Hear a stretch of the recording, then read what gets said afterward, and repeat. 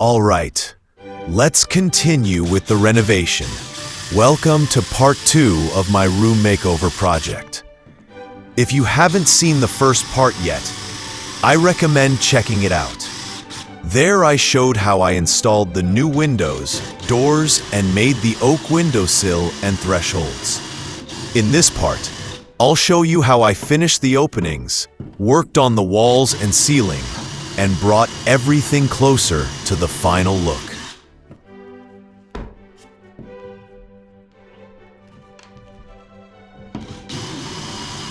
Preparing and assembling the oak slopes. This time I started working on the oak slopes for the balcony door. Since the balcony opening is over 2 meters wide, finding a solid oak board of that length was almost impossible. So I decided to make it myself by joining 2 shorter pieces. I carefully cut both parts to size, made grooves for better connection, and glued them together. It was quite tricky to align both pieces perfectly. Even a millimeter off would make the joint visible later. When gluing, I clamped the main part between 2 support boards for stability. But it turned out they also got glued to it. Not too bad, but still annoying.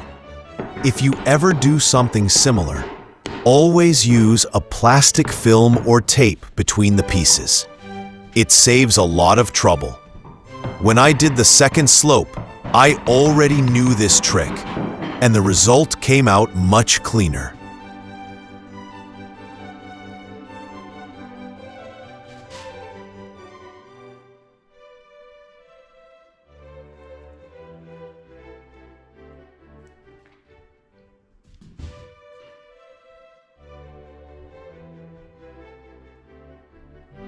After the glue dried, I sanded the surface and the joints using my SKIL 1210AA belt sander. This tool is really powerful and helps to make the surface completely smooth before painting. You can see in the video how it removes even the smallest imperfections on wood.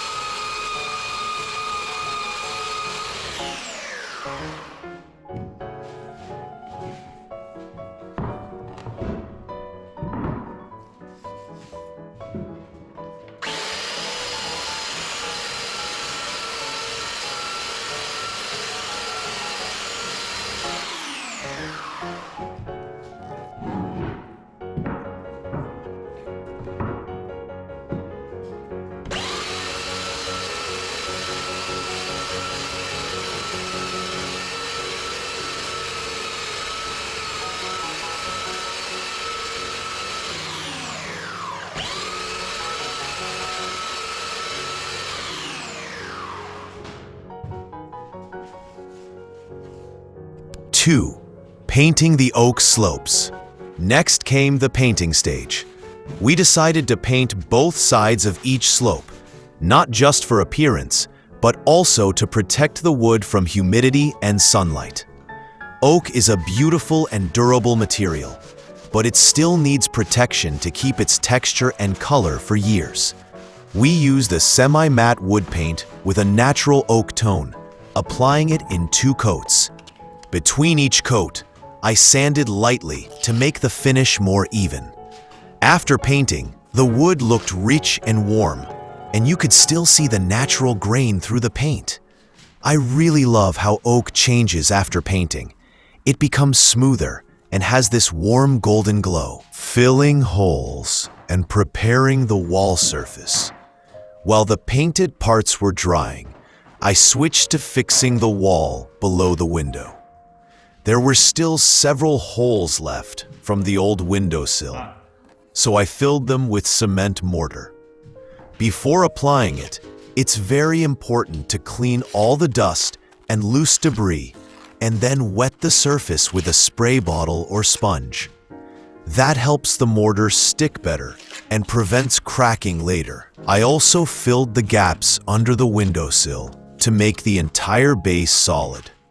One big lesson learned: don't rush to glue the wooden parts before the mortar is completely dry. If the surface is still damp, the wood may absorb moisture and slightly warp. That's exactly what happened to me with one slope. It's not critical, but it's better to wait 1 or 2 extra days and let everything dry naturally.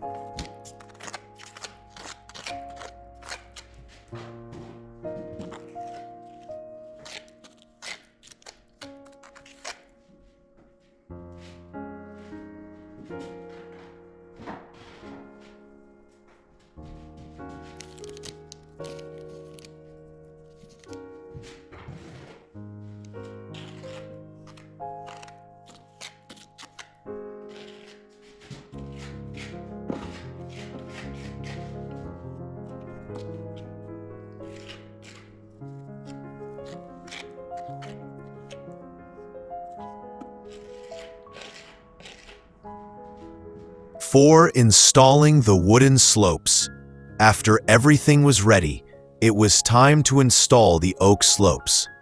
For this, we used foam adhesive. It expands a little after application, which helps fill any gaps between the slope and the wall. I applied it evenly, set the slopes carefully in place, and checked the level several times to make sure everything was perfectly aligned. Once the slopes were in position, I installed wooden supports to hold them firmly for about 24 hours while the foam cured.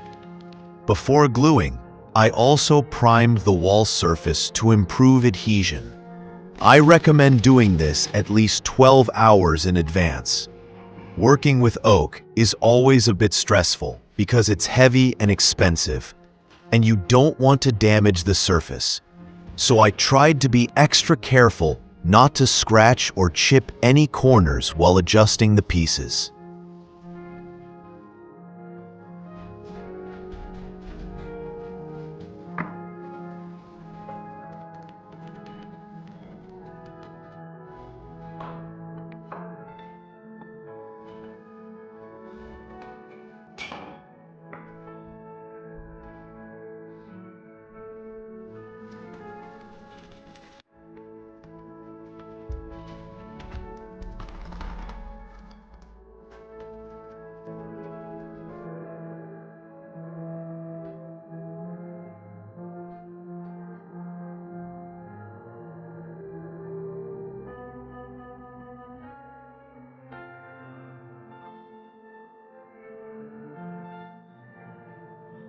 Filling gaps and protecting the wood.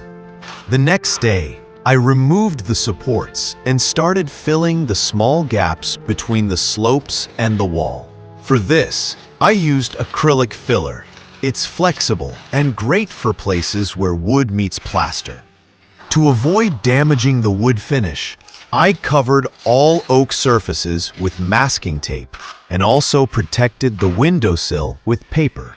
After filling, I smoothed everything with a rubber spatula, let it dry, and sanded the edges lightly. These little details take time, but they make the final result look neat and professional. Without them, even a small uneven line would catch the light and spoil the overall look.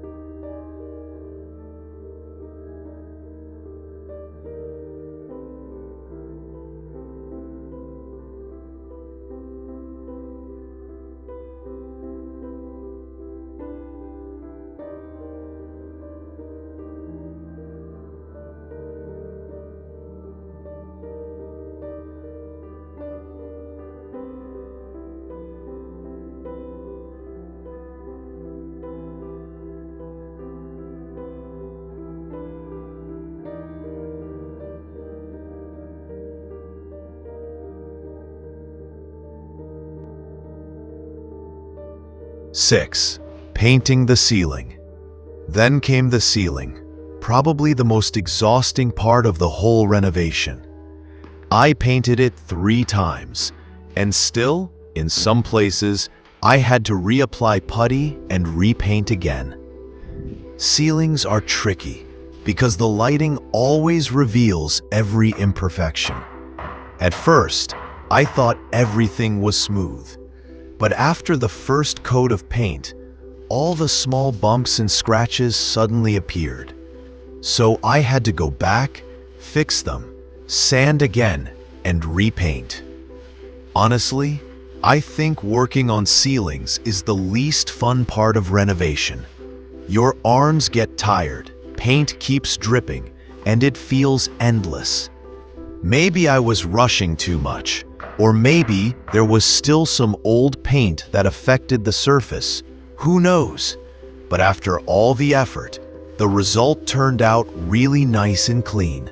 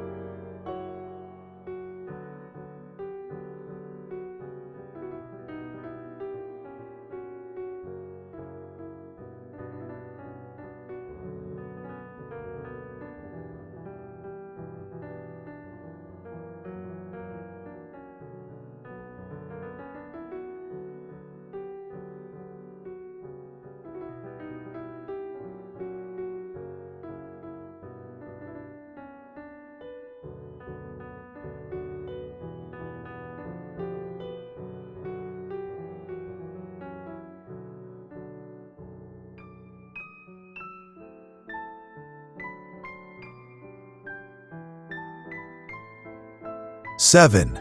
Final wall preparation. While the ceiling was drying, I moved on to the walls and window areas.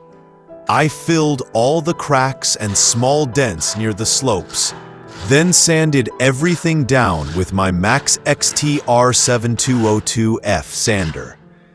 This tool really saves time and energy. It collects almost all the dust inside its built-in filter, so the room stays relatively clean.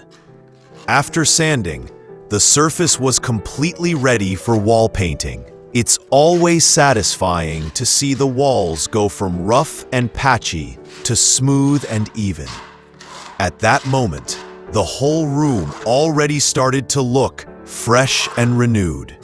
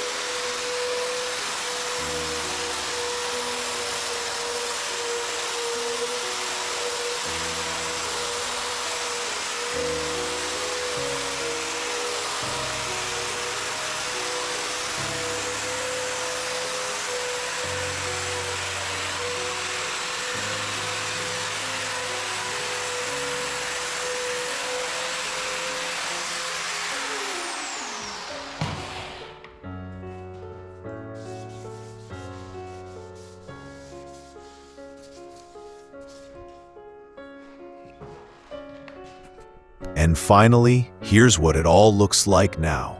New oak slopes, freshly painted ceiling, smooth walls, and clean corners. This stage took a lot of time and patience, but I'm really happy with how everything turned out. The combination of oak wood and light walls makes the room feel much warmer and brighter. That's it for part 2. In the next video, I'll show how I finished the floor and added the final touches. Thanks a lot for watching.